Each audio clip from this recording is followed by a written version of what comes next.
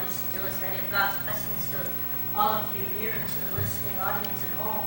The Committee on Municipal Affairs, Tourism, Housing, and Historic Preservation has set for today an informational hearing regarding the detail and the use of the tourist attraction funds for the project Imanmofona Lati Village Poster and Books projects of the Azuda Foundation, Inc.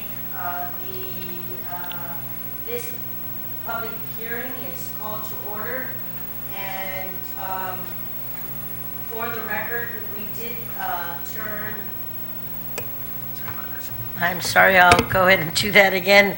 Good afternoon, ladies and gentlemen. For those who didn't hear me earlier, the Committee on Municipal Affairs, Tourism, Housing, and Historic Preservation is called to order. It's at about 1:38 in the afternoon, and I'd like to thank everybody who's here this afternoon, but also to our listening audience. I know it's the Easter season, but work must continue, and this project was very, very important. The public hearing for this informational hearing met the accordance with 5 GCA Chapter 8, subsection 8107, where notice of this presentation today met the 5-day notice and the 48-hour notice. If there's anybody who would like to comment on this project moving forward, they can do so by sending it to Office of Senator Tina Muñoz Barnes at 155 Hessler Place, Agotnya, Guam, 96910, or they can do so by facsimile, which is 472-3400, or via email at senator@tinamuñozbarnes.com.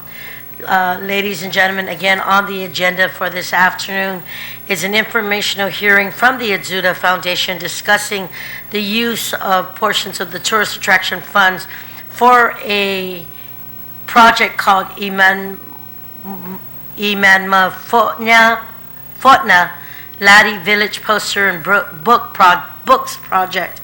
And joining me this afternoon is Dr. Kelly Title? Yes. Okay.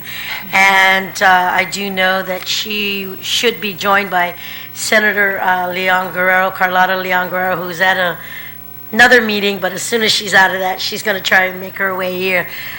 Before you start your presentation, Doc, I'd like to just extend my uncle and the Masi, taking time out of your busy Easter schedule, and I just want to say thank you very much for the work that you continue to do to preserve our culture, to preserve our history, but more importantly, to be able to present history in forms where our children and our children's children can continue to learn about our beautiful island of Guam. And I know that this project took a lot of work, and I know that you were working closely with the Azuda Foundation and former Senator Carlota Leon Guerrero and the members of that foundation. But more importantly, I know with a lot of your students and a lot of volunteerism and hard work from you.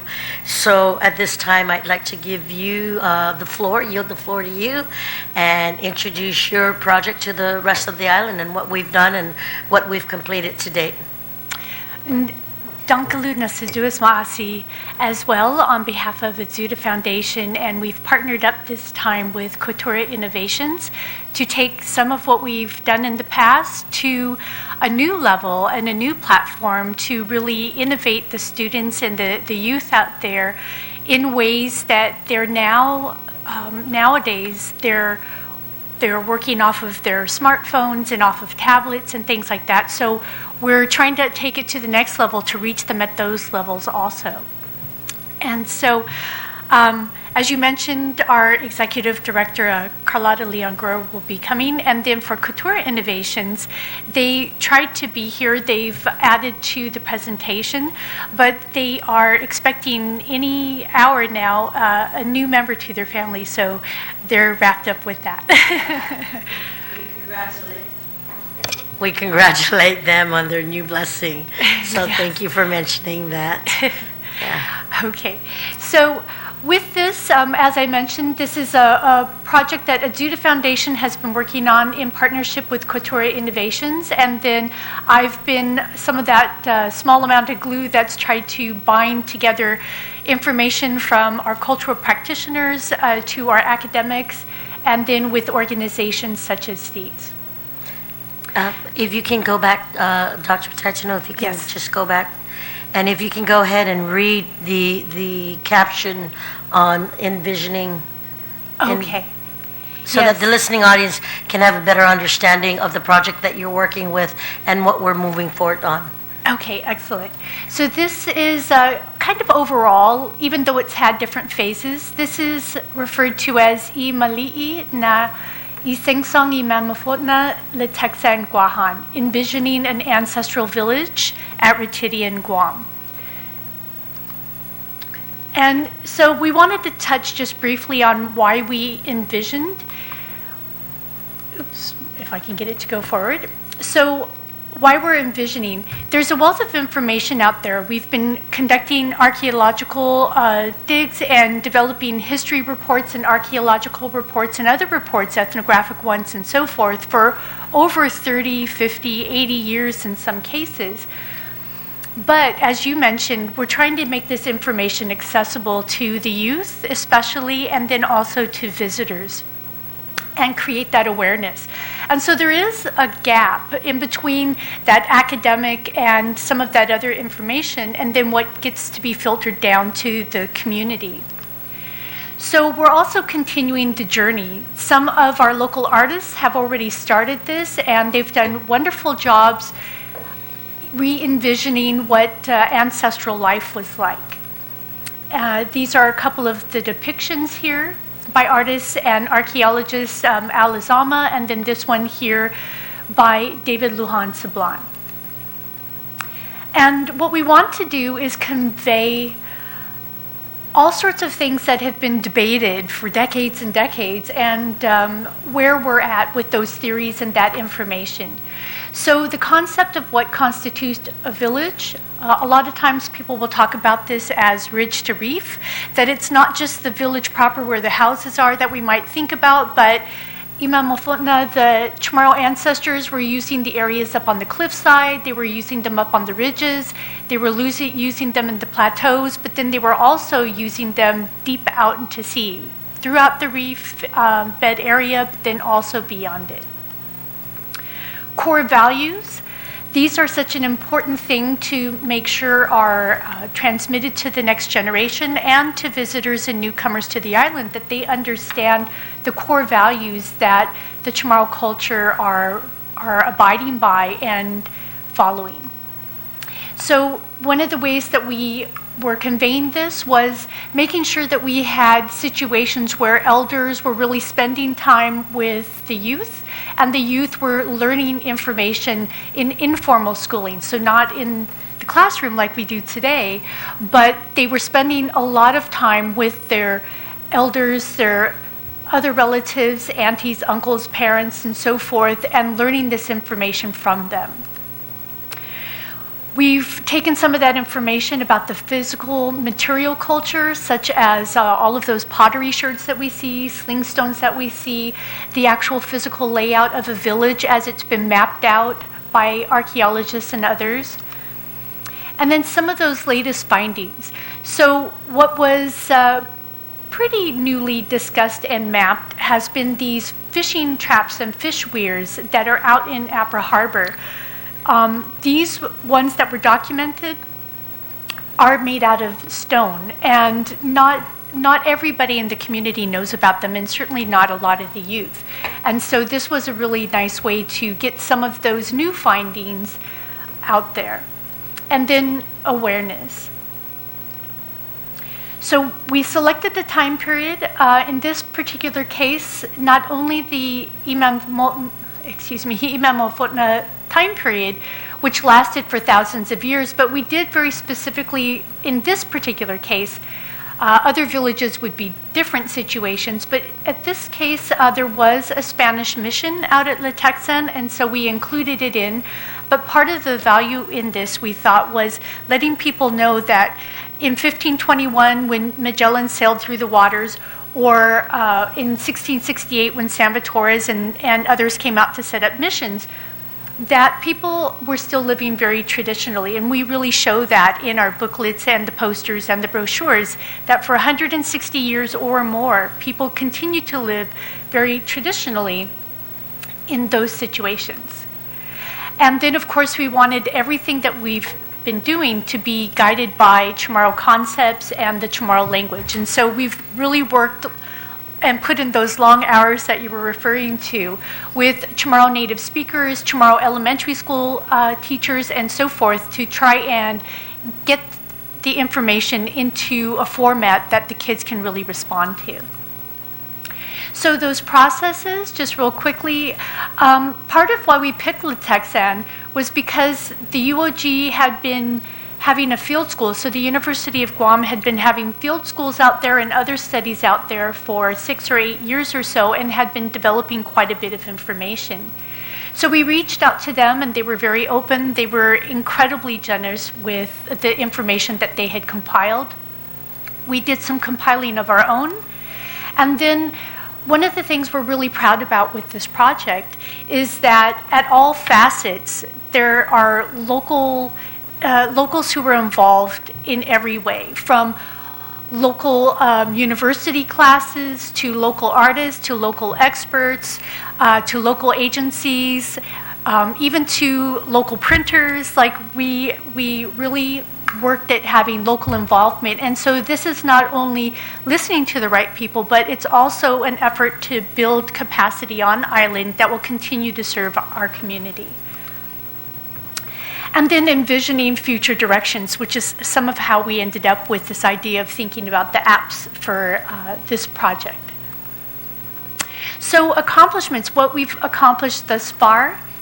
We have printed the poster. We've printed and distributed 1,000. We're still distributing the tail end of that, but we've gone to public schools, Chamorro studies instructors specifically within those schools, as well as the schools in general themselves. But we made sure to include all educational facilities, because all children here are part of the community. So private schools, Dodeo schools, public libraries, and then various governmental and non-governmental offices. And then we have given some class presentations, and we've done some presentations or just informational sharing at cultural fairs. We also printed and distributed 15,000 brochures. And in addition to that, we went ahead and put the brochure on a CD, and we gave a CD to each of the Chamorro studies instructors or each of the schools. And we let the schools know that they could print them at will. We know 15,000 isn't enough for every child on the island, and it's not enough if they wanted to continue teaching it next year to have them available. So we gave them the ability to print these out at any point in time on their own and continue to use them. Then the most recent phase that we had finished were the booklets. And so with the booklets, we made the covers have a uniform look to them, but if we look carefully, they are actually 3 different sets of information. So with the first one, it is a coloring and activity book, and it's got information in there, but it's written at a very, very elementary level. And then next we have an informational booklet, and this is written at a 3rd grade or so kindergarten to 3rd grade sort of level. And then we also did an informational booklet, but this is written for the middle school, maybe high school casual reading sort of readers. And then if we look on the inside of these, so the coloring and activity book here, it's written in, each of these booklets are written in 3 languages. So Chamorro is first, as it should be, which is appropriate, and then followed by English, and then Japanese. And part of the beauty of this is they're written in a program, and they're sitting there in that program. If we wanted to come up with a Chinese version or a Russian version, it would be pretty simple to just go ahead and put that language in there as well. Maybe switch out the Japanese and leave the Chamorro in English in there. However, it would be decided if people wanted to go further with this. And then we do have some activities in there. So with this one, over here on the left, we have the Sackman and some information about it.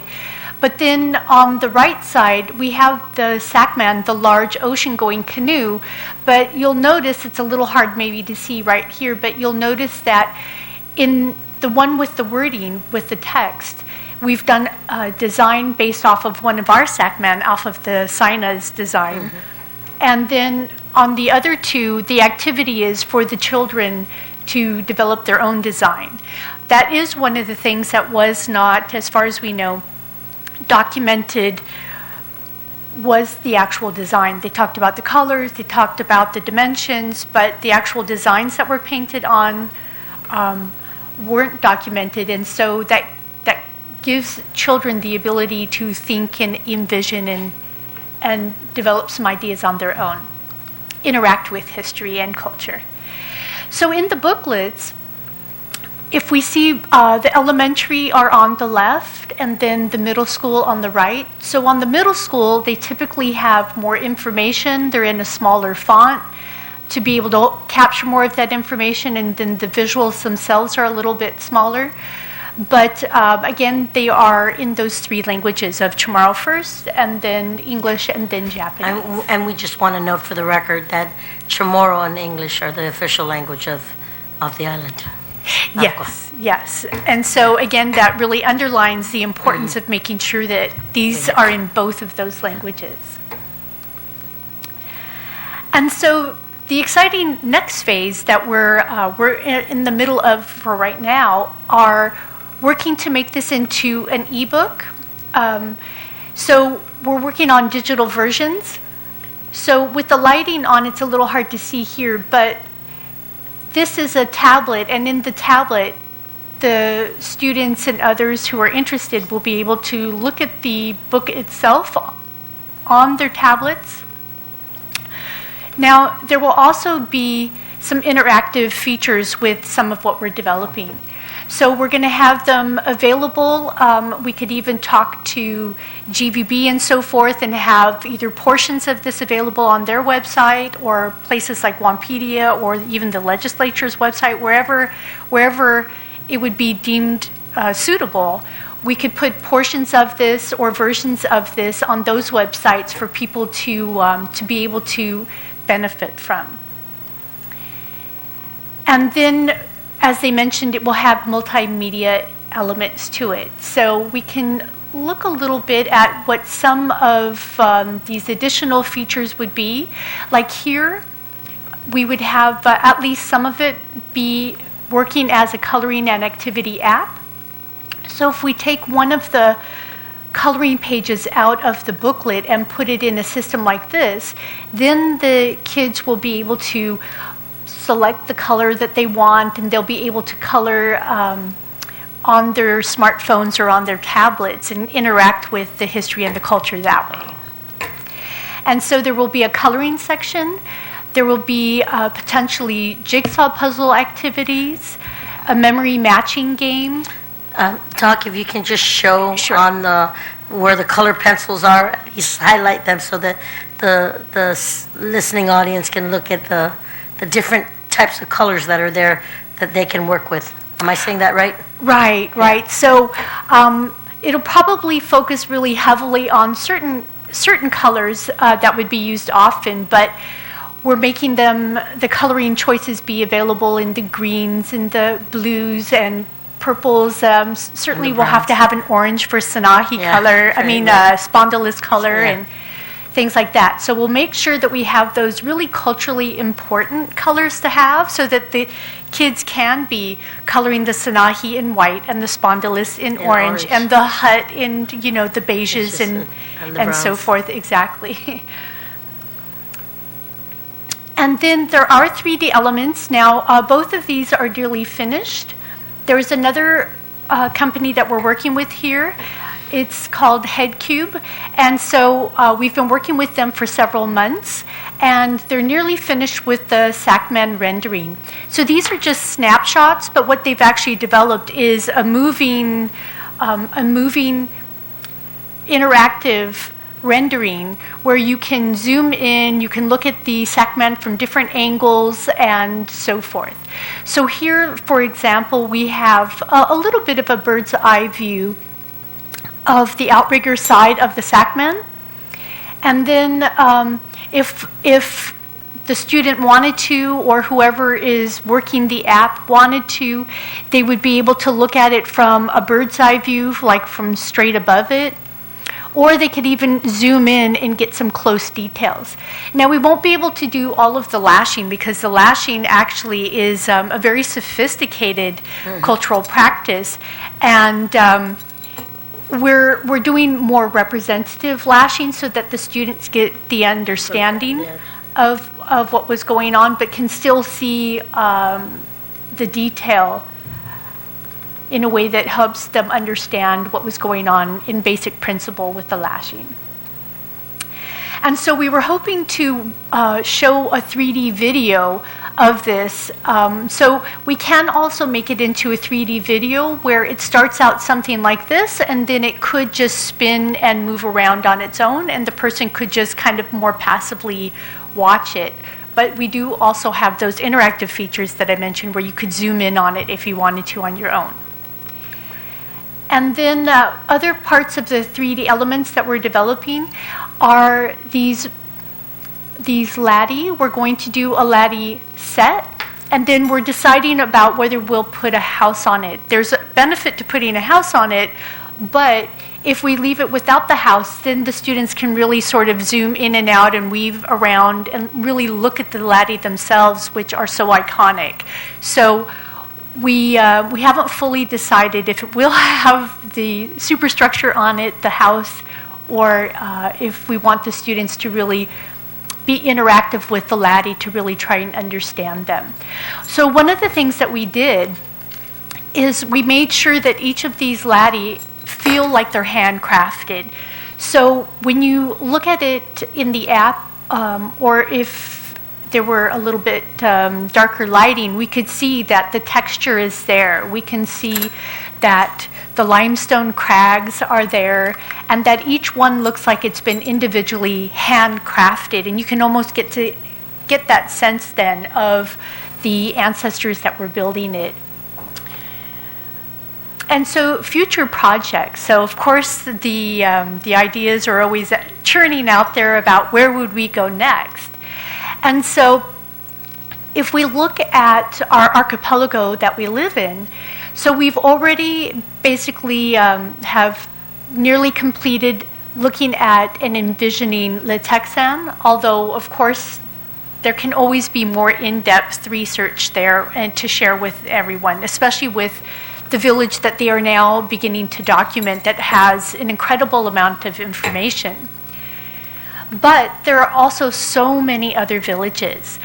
Some of the villages that I've been looking at and really anticipating and trying to re-envision. There is Tumon, which is where a lot of us spend a lot of our time as well, doing various community activities and heavily trafficked by tourists. So there's also Hagåtña has been really big in my mind because it was one of the earliest cities in the Pacific, if not the earliest city in the Pacific. In fact, it's really older than any city in the United States of America. And that means, though, that it began being developed pretty early on, that the laddie started being pushed aside pretty early on. So it's a pretty big project, but it would be so beautiful to be able to go back 300 years in time and really see what it was like just before missionization came here. So that's another really big project that we could work on. Talofovo River is another exciting place that could be worked on because the river environment hasn't really been portrayed in something like this before, and it's really important to see what is a northern village compared to a southern village? What is a coastal village compared to a river village or compared to an inland village like Fena, let's say, or Mepo? Then, if we even got through with those or we wanted to continue in another direction, there are still 14 other islands out there that were inhabited. And so looking at what the ancestors left there is really, it's really very interesting. And some of it's so related, but so different at the same time. And it would be really valuable for our youth to understand how Laddie village living, what it looked like in Pagan or Sarigan or Aguiguan, some of those other islands. So, like I said, no shortage of ideas of where to continue going after this. So, Sidzuas Masi, for all of your time. We hope that you feel that you've gotten some good information about what we've been doing this last year, and we're happy to answer any questions you might have. I think going back to the distribution of the projects that you've already presented to this August body, I'm going to tell you that it's money well spent, and having you being able to engage with the students and the university students really has a magnitude of the collaboration with both the elementary level, the middle school level, the high school level, and yet the community. And one of the questions were already answered that I was going to pose was, how far do you take this project? How far do you integrate with the students? And maybe even how much further can we take it where the students will integrate with the creators and with the researchers and talk and have an interaction presentation even coming to this August body. And I know that if Senator Liangara were here also, she'd share the same sentiments and the hard work that you and the team and the students have put together in order to truly make the history and the learning of what our ancestors left us a true blessing for all of us. And so with that in mind, I do want to say I will continue to support the program. I want to see more of what the ideas that you just brought up. You talked about the 14 islands. You've talked about working with Hagatnya. You talked about even dealing about the working with laddie stones. And just, you've got so much more that we can look at. I think it's very important that we work on this. I will ask questions. Were the distributions at all the public schools? Yes. So what we did is we gathered the materials together, and then we went to the main office. And so we gave 5 posters to each school, and then we met with the person who received them there, and we gave them a cover letter and then explained that we were wanting the posters to go to each of the schools and so forth. And then for the Chamorro Studies program, we wanted to make sure each and every Chamorro Studies instructor had copies of the posters, the booklets, the brochures, and everything. And so we also made a separate delivery out there to their office at Agada Johnston Middle School to make sure that they would each receive a copy. And I'm going to ask, did the Guam Visitors Bureau, who is the facilitator of the grant that has been submitted to the Azuda Foundation, were they given a copy of that? I'm glad you asked that, because we did, we gave them, I think it was 25 or 50 copies, and then we were very pleased that they came back to us and asked for more, because they've been giving them out at the fairs that they go to for tourism and promotion. So they've taken them, I believe, to Japan and other places to make sure and distribute Korea, them. Taiwan, exactly, yes. Exactly. Yes. So we've been very pleased with that. We've just heard that they're also interested in talking to us about getting copies of the booklets. With the booklets, we have a smaller number that we had printed, and so we're certainly happy to work with them and see how we can get even more printed and even more distributed, so that more and more people are becoming served by the booklets themselves. And if anybody's interested in the material that you are presenting to us, how can you be reached? Okay. Well, through Azuda Foundation, certainly. Azuda Foundation is pretty well known. They've been around in the community for over 20 years or so. And so if anybody wants to call the Azuda Foundation at 473-3003, they can get a hold of Carlotta, who heads up as the executive director, and then certainly she can refer them to me for more details. Yes. I understand that you're going to make an official presentation to Yes. the Oversight Committee right now, and Yes. I think I just want to say thank you for all the hard work. It's information like this that we can share with our generation and our future generations that makes me happy to say, as Oversight Chair, that the history will continue to move forward. And as we learn from our past and embrace what we have and what we can share for the future, then we have for a history of preservation that is ingrained deep into what we need to share for everyone, our community, our families, our visitors.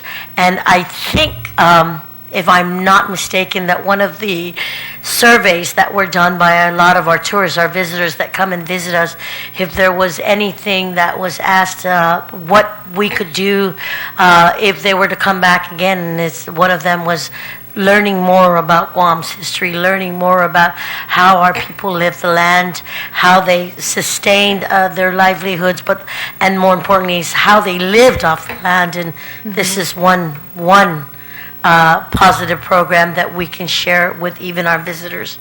So I want to say thank you for that. Again, I continue to say, I do know that we want to continue to work on more projects together, but more importantly, to know that the Guam Visitors Bureau, the public schools, the public libraries, but also the private schools. And again, an invitation was extended out to those in the listening audience. Anybody who'd like to receive more information or hear about it can go through the Azuda Foundation. Yes. Yes. So are there any last words before we start a new project? Well, I don't think so, but I do, as you said, I do want to make this official presentation so that you have copies and the office has a copy here, so that if people want to come in and look at it, that could be one of the places that they come into. Thank you so very much. We will make sure that the legislative body will receive a copy, and more importantly, if anybody in the listening audience would like to also receive more information about these projects that have been completed and cannot get a hold of the Azuda Foundation, they are welcome to call our office at 472-3455 or 456. They can email us at senator@tinamunyabarnes.com, or even send a fax message at 472-3400. With that being said, if there's no other questions or comments, again, Undunkalan Sizuas Masi for presenting your report this afternoon. A very, very happy Easter to you and to your family, and again to the Azuda Foundation and all the other corporate sponsors that have been able to work closely with you. I know you said that Cube. is something I should be. Yes, if you can, please. I meant to, but then hadn't. So we were very fortunate to have many, many community sponsors. So we had sponsors such as a graphic center who put in many hours laying out the booklet, the poster, the brochures. They did all of that as a supportive measure. We had Chamorro Studies program at the University of Guam. We had groups such as TASI, one of our seafaring groups here on the island. Guam Visitors Bureau gave in several ways. And then the Wildlife Refuge up there at Latexan, they were also very supportive. Nihi Talafanhasu, which is a historical and cultural agency, Bank of Guam, the Azuda Foundation, and so many experts that are sitting in government offices and so forth. They were all incredibly generous with their time. So, I mean, the list kind of goes on and on a little bit, but those are some of our main sponsors. So we thank you for the opportunity of letting us be able to share with you the progress and for your support of this project and its earlier phases. Oh, you're very welcome. With that being said, I will call this informational hearing adjourned. It is 2:15 in the afternoon. Again, happy Easter, and God bless each and every one of you. Sainamasi. We are